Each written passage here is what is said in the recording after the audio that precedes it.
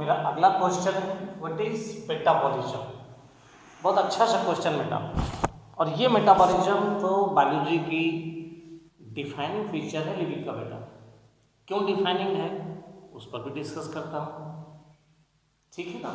What is metabolism, तो पहला point हमारा है कि पहला क्वेश्चन इसका है डेफिनेशन का, वो मैं बोल देता हूँ, है ना।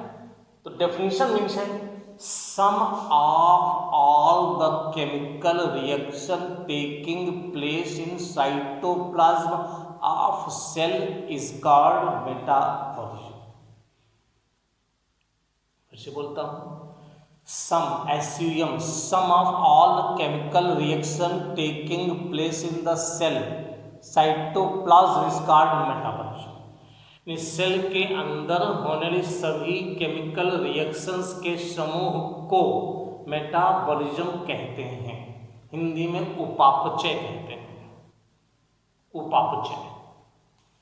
तो सम ऑफ ऑल केमिकल रिएक्शंस, ठीक है। अब सवाल उठता है ये कि मेटाबॉलिज्म के लिए और क्या कह सकते हैं। तो दूसरा क्वेश्चन ये कहता हूं मैं, तो डेफिनेशन के बाद एक आप और कहूंगा सेल कंपोनेंट, सेल कंपोनेंट। तो इसमें मैं ये कहूंगा या बॉडी कंपोनेंट कह दो आप, बॉडी कंपोनेंट।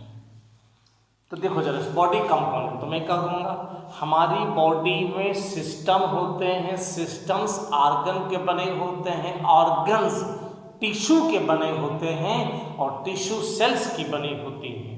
और सेल्स के अंदर हजारों प्रकार के केमिकल्स होते हैं और उन केमिकल्स में हमेशा छोटे होते हैं, बड़े होते हैं, इनऑर्गेनिक होते हैं, ऑर्गेनिक होते हैं, उनमें हमेशा एक दूसरे में परिवर्तन होता रहता है, उसे हम मेटाबॉलिज्म कहते हैं। फिर से देखना, बता रहा हूँ, सुनिएगा।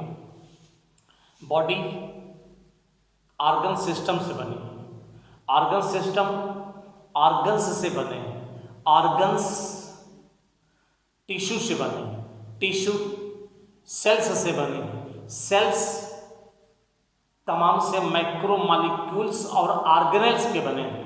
और वो मैक्रो मॉलिक्यूल्स बहुत से स्मॉल हैं, बहुत से लार्ज हैं, एक दूसरे में इंटरचेंज होते रहते हैं, बदलते रहते हैं।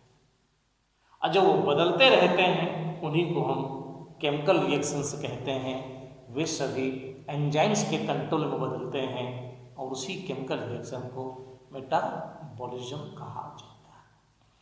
अब सवाल यह उठता है कि मेटाबॉलिज्म की डेफिनेशन के बाद हम मेटाबॉलिज्म को डिमॉन्स्ट्रेट करना चाहते हैं। क्वेश्चन है demonstration of metabolism, demonstration of metabolism. अब देखिए डिमॉन्स्ट्रेशन ऑफ मेटाबॉलिज्म, यहां दो शब्द मैं बोलूंगा, डिमॉन्स्ट्रेशन ऑफ मेटाबॉलिज्म। तो डिमॉन्स्ट्रेशन ऑफ मेटाबॉलिज्म का क्या मतलब हुआ? डिमॉन्स्ट्रेशन ऑफ मेटाबॉलिज्म का बच्चों ये मतलब हुआ कि क्या हम इसे बाहर टेस्ट ट्यूब में दिखाएं, टेस्ट ट्यूब में, जब टेस्ट ट्यूब का मतलब लैब में, यानी इन विट्रो कंडीशन में, यानी कि लैब कंडीशन में डिमॉन्स्ट्रेट करें, या मैं कहूं कि लाइव सेल में कहूं। और जब लाइव सेल में कहूंगा तो इन विवो होगा, वो इन विट्रो तो है नहीं, इन विवो हो जाएगा, ठीक है ना। तो लैब की बात ही नहीं है, वो तो लाइफ के अंदर ही होगी, वो तो बॉडी के अंदर ही होगी। तो सवाल है डिमॉन्स्ट्रेशन जब हम टेस्ट ट्यूब में करते हैं, तो हम क्या टेस्ट ट्यूब में सेल के अंदर होने वाली, जो सेल के अंदर केमिकल रिएक्शन, क्या उसको डिमॉन्स्ट्रेट कर सकते हैं, यस या नो? यस। लेकिन वो क्या कहते हैं, जो टेस्ट ट्यूब में डिमॉन्स्ट्रेट करते हैं उनको हम क्या कहते हैं? Chemical reaction, definitely chemical reaction कहते हैं। लेकिन जो सेल में होते हैं उनको क्या कहते हैं बेटा? उनको भी हम केमिकल रिएक्शन ही कहते हैं। तो ये बताओ, टेस्ट ट्यूब में होने वाली केमिकल रिएक्शन और सेल के अंदर होने केमिकल में क्या डिफरेंस है? यहीं से मेटाबॉलिक डिफाइनिंग फीचर होने वाला है। क्या डिफरेंस है? तब कहेंगे दोनों जगह सेम रिएक्शन हो रही, सेम रिएक्शन, कोई डिफरेंस नहीं है, सिमिलर रिएक्शन हो रही है। लेकिन जब हम टेस्ट ट्यूब में करते हैं तो टेस्ट ट्यूब में बेटा एक रिएक्शन हो रही है। अगर उस रिएक्शन में कोई दूसरा रिएक्टेंट डाल दें तो रिएक्शन अपने कंप्लीट अंजाम पर नहीं पहुंचती है और वो वहां पर डीरेल हो जाती है, बदल जाती है, रिजल्ट नहीं देती है। आपने लैब में जाकर देखा होगा, केमिस्ट्री लैब में टेस्ट ट्यूब में आप केमिकल्स डालते हैं और फिर कभी मजाक में ही कोई दूसरा केमिकल डाल देते हो तो कई बार टेस्ट ट्यूब टूट जाती, फट जाती, देखा है ना, डीरेल हो जाती है, रिएक्शन खत्म हो जाती है। तो टेस्ट ट्यूब में केमिकल रिएक्शंस तो हो सकते हैं और वो रिएक्शन हो सकते हैं जो सेल के अंदर है, टेस्ट ट्यूब में होती हैं, लेकिन एक से ज्यादा नहीं होती। जबकि मेटाबॉलिज्म क्या है? सम ऑफ केमिकल, सारी रिएक्शंस जो हो रही हैं, सारी रिएक्शंस हो रही हैं। और हमें मालूम है हमारे सेल के अंदर जो साइटोप्लाज्म है, ग्लाइकोलाइसिस की 10 रिएक्शन चल रही हैं, कुछ कंप्लीट है, कुछ इनकम्प्लीट है, कुछ ग्लूकोज से ग्लूकोज 6 फॉस्फेट, कुछ कई रिएक्शन कई पोजीशन पर है। तो हमारे सेल के अंदर सैकड़ों रिएक्शंस एक साथ चलती रहती हैं, जैसे शहर का ट्रैफिक चलता है, जैसे शहर का ट्रैफिक चलता है, बिना रुके, साइक्लिक, लीनियर, उसी प्रकार से। तो सेल के अंदर, और जैसे सेल के अंदर कह दिया तो सेल के अंदर कहने का मतलब क्या हो गया बेटा? वो लाइफ फॉर्म हो गई, पूरा लाइफ बन गई। बस इसको उन्होंने मेटाबॉलिज्म। तो सेल के बाहर टेस्ट ट्यूब में मेटाबॉलिक रिएक्शन हो सकती हैं, मेटाबॉलिक रिएक्शन होती हैं, but this is not metabolism. Metabolism नहीं, मेटाबॉलिक रिएक्शंस हैं। इसीलिए लिविंग का कैरेक्टर क्या है? लिविंग का कैरेक्टर है cellular organisation,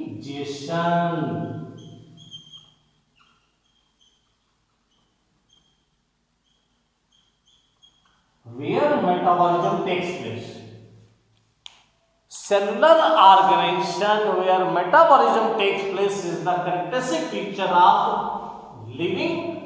So metabolism is the defining feature of the living. So that metabolism is the defining feature of the living. Metabolism is the defining feature of the living. Cellular organization जरूरी है बेटा। इस प्रकार से ये question यहाँ complete है। Consciousness बेटा, तो कॉन्शियसनेस क्या है? आपने इसे डिफाइन किया। तो कॉन्शियसनेस को डिफाइन कैसे करते हैं? छोटे से term, ability to sense external environment by arguing and giving the suitable response towards them। यानी कि हर ऑर्गेनिज्म के अंदर वो योग्यता, वो क्षमता, वो एबिलिटी जिसमें वो एटमॉस्फेयर के नेचर को, एटमॉस्फेयर के फैक्टर्स को पहचान ले और उसके अगेंस्ट पॉजिटिव या निगेटिव रिएक्शंस दे दे, उसे हम कॉन्शियसनेस कहते हैं। Consciousness is property of all living organism. Consciousness her living organism की प्रॉपर्टी है। इसमें क्वेश्चंस ये कहते हैं टेक्निकल कॉम्प्लिकेटेड प्रॉपर्टी है बेटा, मोस्ट ऑब्वियस है technically complicated features of the living organism is, तो आंसर होता है कॉन्शियसनेस। फिर से पूछना, most complicated and obvious features of the living is the, तो कॉन्शियसनेस कहा जाता है बेटा। प्लांट लाइट के प्रति टेम्परेचर के प्रति रिस्पॉन्स दिखाते हैं, एनिमल्स लाइट टेम्परेचर टच सबके पीछे रिस्पॉन्स दिखाते हैं, तो इसी को कॉन्शियसनेस कहते हैं। ठीक है, ये कॉन्शियसनेस। लेकिन अगला क्वेश्चन ये है, व्हाट इज सेल्फ कॉन्शियसनेस। अब अगला क्वेश्चन है, what is self consciousness. Self consciousness is also the property, but किसी एक इंडिविजुअल में यह पता रखना, ये ब्रेन पर डिपेंड करती है, आईक्यू पर है। तो self consciousness is the feature of only and only the human being in the living world. Self consciousness is the feature of human in this living world. Self consciousness is the features of human being in living world. वो अपने आप conscious है, to do this और to not do this, यह काम करना है, यह काम नहीं करना है, यह मेरे लिए अच्छा है, ये मेरे लिए खराब है, वो सेल्फ कॉन्शियसनेस में आ जाता है बेटा। इस प्रकार से ह्यूमन में ही ह्यूमन ही ऐसा ऑर्गेनिज्म है जिसमें सेल्फ कॉन्शियसनेस की प्रॉपर्टी पाई जाती है। एक क्वेश्चन बेटा पूछा जा सकता है, व्हाट इज इंटरेक्शन। इंटरेक्शन का मतलब होता है किन्हीं भी दो चीजों के बीच एक दूसरे का संबंध। और संबंध किस प्रकार का है, संबंध किस लेवल पर है, और जब वो ग्रेड बना देता है स्मॉलर टू हायर या हायर टू स्मॉलर, तो उसको लोग हियरार्ची कह सकते हैं, एक कॉम्प्लेक्स ऑर्गेनाइजेशन बन जाता है। तो इस इंटरेक्शन को हम थोड़ा सा डिटेल में बता देते हैं इस प्रकार से, और हम आपको 4 प्रकार के इंटरेक्शन की बात करेंगे, 4 प्रकार की हियरार्ची की बात करेंगे। और सही मायने में बताऊं बेटा, तो बायोलॉजी की शुरुआत और अंत देखिए आप यहां, बहुत बढ़िया सा। पहला इंटरेक्शन में आपको फिजिकल इंटरेक्शन की बात बताऊंगा। फिजिकल इंटरेक्शन या फिजिकल हियरार्ची क्या है। एक छोटा सा पॉइंट देता हूं कि शुरुआत यहां से करते हैं, इलेक्ट्रॉन प्रोटॉन न्यूट्रॉन के मिलने से बेटा क्या बनता है, आप कहोगे एटम। यानी कि इलेक्ट्रॉन प्रोटॉन न्यूट्रॉन के इंटरेक्शन से एटम बना, और एटम के इंटरेक्शन से बना मॉलिक्यूल, और मॉलिक्यूल इंटरेक्शन से बना micro molecule. Atom, carbon, hydrogen, oxygen, nitrogen, कुछ भी कहो, ठीक, हाइड्रोजन, ऑक्सीजन, कार्बन एक्सेट्रा। और जब इन्होंने मॉलिक्यूल्स बनाए तो मॉलिक्यूल्स वाटर भी हो सकता है, मॉलिक्यूल कार्बन डाइऑक्साइड भी हो सकती है, मॉलिक्यूल अमोनिया भी हो सकता है, मॉलिक्यूल मीथेन भी हो सकता है, ठीक। और जब इनके मिल से मिलते हैं तब वो ग्लूकोज भी हो सकता है, वो माइक्रो मॉलिक्यूल्स में हमारे आपके पास ग्लूकोज एमिनो एसिड्स भी हो सकते हैं, एमिनो एसिड्स भी हो सकते हैं, ऑर्गेनिक मॉलिक्यूल्स की हम बात कर सकते हैं यहाँ पर, इनऑर्गेनिक मॉलिक्यूल्स, ठीक। ग्लूकोज से पॉलीमर बन जाएंगे तो तमाम से स्टार्च वगैरह बन जाएंगे, इसे बन जाएंगे तो प्रोटीन बन जाएंगे एक्सेट्रा। बेटा जब ये माइक्रो मॉलिक्यूल इंटरेक्ट करेंगे, एक दूसरे से रिएक्ट करेंगे और एक ऑर्गेनाइजेशन बन जाएंगे सेल का, तब ये बन जाएंगे इंटरेक्शन मॉलिक्यूल से एक सिस्टम बनेगा, उसे हम लोग कोलोइडल सिस्टम कहेंगे। और उस सिस्टम के बाद ये क्या बन जाएगी, सेल, जिसके अंदर क्या होगा, जिसके अंदर होगा प्रोटोप्लाज्म, और इस प्रकार से ये लाइफ से हो जाएगी। लेकिन यहाँ पर कहीं जीवन नहीं है, ये विदाउट लाइफ है। इसलिए बेटा इस इंटरेक्शन को फिजिकल कहते हैं, ठीक है। दूसरे इंटरेक्शन की बात करते हैं जिसे हम लोग बायोलॉजिकल कहते हैं। अब बायोलॉजिकल शब्द आ गया तो डेफिनेटली लाइफ है, ठीक। इस इंटरेक्शन को देखो कैसे मैंने लिखा है। इस इंटरेक्शन में आपका सेल है और सेल के ग्रुप को आप टिश्यू कहते हो और टिश्यू के इंटरेक्शन से बनते हैं सेल, है ना, सेल।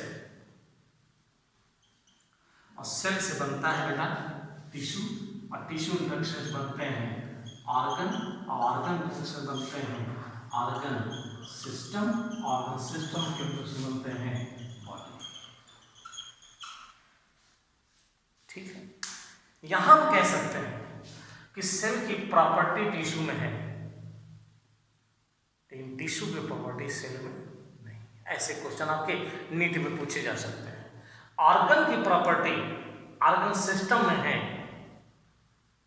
लेकिन ऑर्गन सिस्टम की प्रॉपर्टी एक ऑर्गन में नहीं है। ऑर्गन की प्रॉपर्टी टिश्यू में नहीं है जबकि टिश्यू की प्रॉपर्टी ऑर्गन में।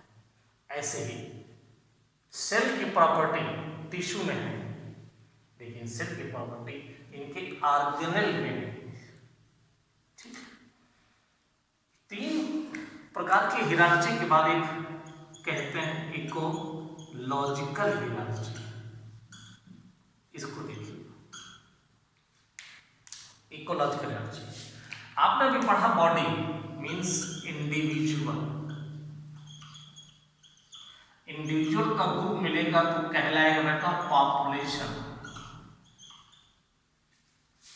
और जब पॉपुलेशन बेटा जब मिल जाएंगे तो कहलाएंगे बायोटिक कम्युनिटी।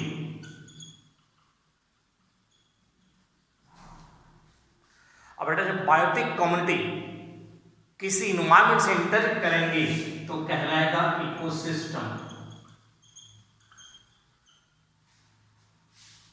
जब बायोटिक कम्युनिटी जहां लिविंग है केवल किसी इन्वायरमेंट से इंटरेक्ट करेंगे तो कहलाएगा इकोसिस्टम। और जब कई इकोसिस्टम कहीं पर पाए जाएंगे उस एरिया को लैंडस्केप कहते हैं।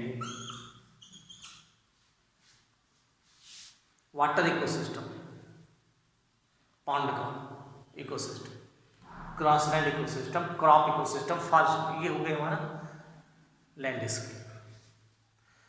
और उस क्लाइमेटिक जोन में जितने भी ऑर्गेनिज्म होंगे उसको कह देंगे बायोम। बायोम जब पूरी धरती के मिलेंगे तो क्या कहलाएगा? वो कहलाएगा बायोस्फीयर। ये हो गया बायोस्फीयर ऑन द लैंड। इस धरती पर जो बायोस्फीयर है, लिविंग कंटेंट है, वो चाहे हाइड्रो में हो, चाहे लिथो में हो, वो पानी में हो या धरती के सूखे वाले भाग में हो, जो लिविंग कंटेंट है उसे हम सब ने क्या नाम दिया है? बायोस्फीयर कहा है। इस प्रकार बेटा देखो, इलेक्ट्रॉन प्रोटॉन न्यूट्रॉन से मिलकर के हम बायोस्फीयर तक पहुंच गए, पूरी धरती पर पहुंच गए। ये है हमारा इंटरेक्शन। ये इंटरेक्शन होता है जिसको बायोलॉजी में बहुत अच्छे से मुझे पढ़ना चाहिए, एक तरफ से करके आगे तक यही चीजें हमें जाननी चाहिए। एक हिरार्ची और पढ़ते हैं जिसे हम लोग टैक्सोनॉमी कहते हैं या टैक्सोनॉमिक हिरार्ची कहते हैं।